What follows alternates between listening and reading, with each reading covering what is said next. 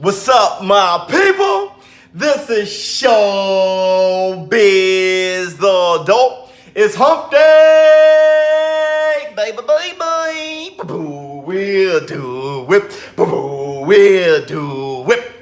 All right, man, look.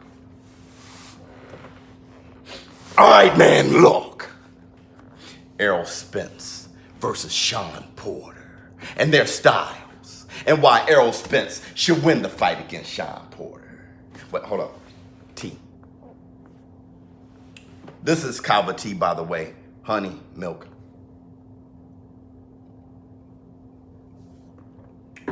All right, man, look. Shawn Porter versus Errol Spence. Now, you guys know that I was very excited after watching their interview. But what Shawn Porter didn't say was very revealing. Shawn Porter, what he did say was, Errol Spence, you know yourself, this is not going to be an easy fight. What he didn't say was, Errol Spence, you know yourself, I'm going to beat you this fight. But let's be fair. He was responding to Errol Spence saying that Shawn Porter was an easy fight. But let's look at Shawn Porter. Shawn Porter, very aggressive style, crude, clubbing type of fighter. Kind of reminds you a lot of Nigel Benn, doesn't he? I'm not saying they're the same fighters. Nigel Benn, middleweight, of course. Nigel Benn has more one-punch knockout power. I'm talking about the styles in which they would come in there very fast with, their head movement, using their head, elbows, whatever it takes, punching on the hold. I mean, he just on you like white on rice, kind of like Nigel Benn. Actually, this fight itself reminds me of Chris Eubanks against Nigel Benn. I'm not talking about stylistically, I'm just saying the magnitude. Chris Eubanks, he was undefeated stepping into the fight, while Nigel Benn had a loss on his record. But who he lost to was one of the better fighters in that trifecta, and that was Michael Watson. So sad what happened to Michael Watson. One hell of a fighter, indeed. Hold on. Matter of fact, in this book, the second chapter, The Force, is about Michael Watson, okay, against Chris Eubanks. So sad what happened. The dangers of boxing, right? All right, so let's talk Shawn Porter. Shawn Porter, very aggressive, crude fighter, like I said. Not that great from the outside. But what people don't bring up, which is very underrated, is his overall body and hand speed. The boy is very fast and explosive. The problem is, from the outside, right? You saw it against Ugas. From the outside, his punches come fast, but telegraphed. That's why Ugas was able to dodge. That's why he's not the best from the outside. And the inside, he gets to cover up those flaws that he has. Fine. But I was looking at Shawn Porter very closely. And I looked at that fight against Keith Thurman, okay? Now, Shawn Porter, very close fight with Keith Thurman. I mean, just an amazing fight. Many people think that Shawn Porter probably should have gotten the nod. But I was watching that fight. Keith Thurman was doing something that was very revealing. And what he was doing was, when he was stepping forward, pressuring him with his feet, it was Shawn Porter who was going backwards.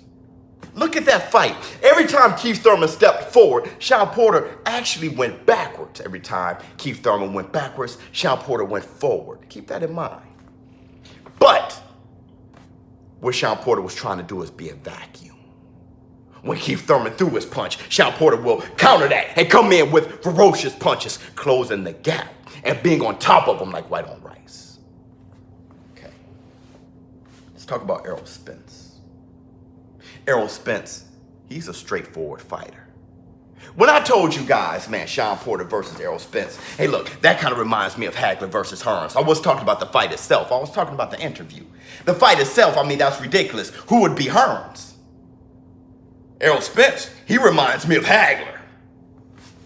Boxer, puncher, southpaw. Well, Hagler was more of a switch hitter, but southpaw a lot of times. Walking people down. Iron Man. Errol Spence, he's going to be walking down Shawn Porter. Shawn Porter, he's going to be moving back. He is. What Shawn Porter's going to be waiting for is Errol Spence to shoot that punch so Shawn Porter can counter and close the gap. Here's the problem. When Shawn Porter jumped in to close the gap against Keith Thurman danced backwards a little bit, and he waited for everything to calm down before he really started giving it to Shawn Porter. Sometimes he'd throw it in the exchange, but it wasn't from close up. It was from a good distance. That's when Keith Thurman knew that he can get full leverage on his punches. Errol Spence, on the other hand, he's actually a hard puncher on the inside. He gets full leverage on the inside, too. Errol Spence he also has a better jab than people know.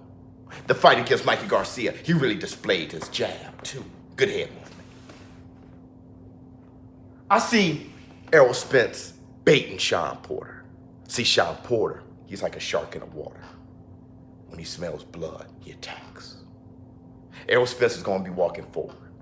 I see him shooting that jab out there, that nice jab that he has. Shooting it out there, and Shawn Porter trying to counter that, and when he tries to counter that, Errol Spence is going to counter him.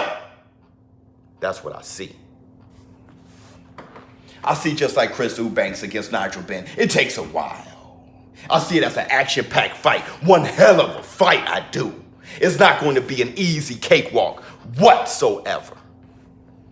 But with the jabs to the body shots in the inside, Shawn Porter not being stronger than Errol Spence, they kind of equal in strength. So I kind of see Shawn Porter not being able to push Errol Spence around, and Errol Spence able to dig to his body.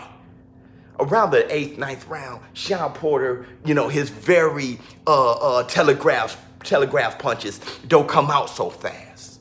Now Errol Spence is able to land his punches more effectively.